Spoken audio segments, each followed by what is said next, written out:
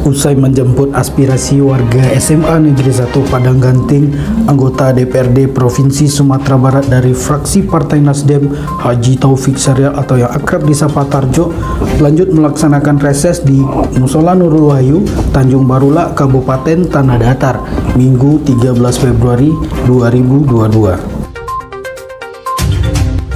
Kegiatan tersebut dalam rangka menjemput aspirasi masyarakat Tanjung Barula yang mana pada tahun sebelumnya belum dapat direalisasikan, dan kegiatan hari ini dihadiri oleh masyarakat dari berbagai jorong yang ada.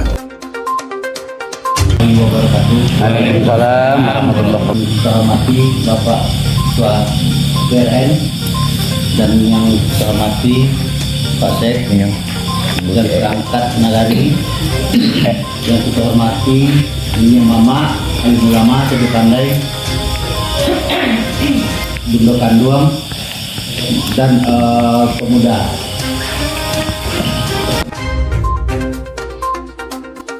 Kepada politisi Partai Nasdem tersebut, masyarakat negeri Tanjung Barula antusias menyampaikan aspirasi mereka, mulai dari usulan pembangunan jalan usaha tani, pengadaan bibit jeruk purut, rehab drainase, dan masih banyak lagi.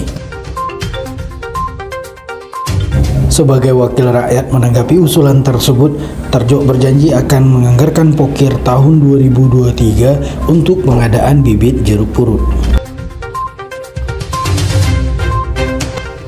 Pemerintah Nagari Tanjung Barula yang diwakili Sekretaris Nagari Syahrul kepada Jurnal Minang menyampaikan rasa terima kasihnya untuk Tarjo yang sudah mau memberikan bantuan pokirnya untuk masyarakat Tanjung Barula.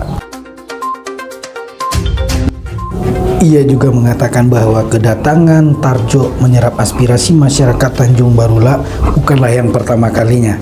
Ia mengungkapkan pada tahun 2021 lalu, Tarjo telah menyerap dan memberikan bantuan berupa mesin pompa air, bibit pinang, pembangkit listrik tenaga surya, bantuan safari Ramadan, dan itu semua sudah dinikmati oleh masyarakat Tanjung Barula.